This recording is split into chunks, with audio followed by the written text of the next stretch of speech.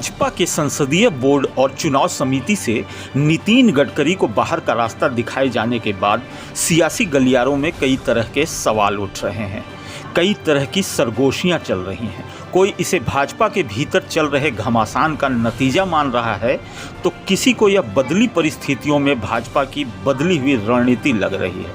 लेकिन हकीकत कुछ और है। दरअसल यह पार्टी में पीएम नरेंद्र मोदी के बरक्स उभरते नेताओं के कद को थामने की राजनीतिक कवायद का हिस्सा है, और इसी की ताज़ा कड़ी हैं नितिन गडकरी।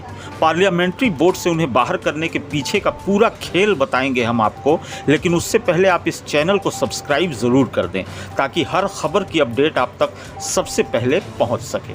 जी हाँ, यह सच है कि नितिन गडकरी को मोदी से अलग राह चलने का खामियाजा भुगतना पड़ा। इसके बावजूद कि केंद्र सरकार के मंत्रियों में उनका प्रदर्शन सबसे शानदार रहा है। वे आरएसएस के भी काफ़ी करीब माने जाते हैं, मगर उनकी यही छवि भाजपा की मोदी लॉबी के नेताओं को खतरा महसूस हो रही थी। मोदी के बाद न सिर्फ गडकरी उनके सबसे प्रबल उत्तराधिकारी बतौर उभर रहे थे, बल्कि उनके नेक्स्ट पीएम बनने के भी सुर गाहे बगाहे उठते रहे हैं। गडकरी से पहले भी कई नेता इसी कारण निपटाए जाते रहे हैं। नितिन गडकरी जैसे दिग्गज नेता को संसदीय बोर्ड से हटाने का बेहद चौंकाने वाला निर्णय किसी को पच नहीं रहा। इसलिए भी कि भाजपा की सबसे ताकतवर इकाई संसदीय बोर्ड में पार्टी के सभी पूर्व अध्यक्षों को रखे जाने की परंपरा लंबे समय से रही है, और नितिन गडकरी पार्टी के पूर्व अध्यक्ष भी रहे हैं। गौरतलब है कि पार्लियामेंट्री बोर्ड भाजपा की सबसे ताकतवर इकाई मानी जाती है, जो किसी मामले पर पार्टी की ओर से अंतिम निर्णय करती है।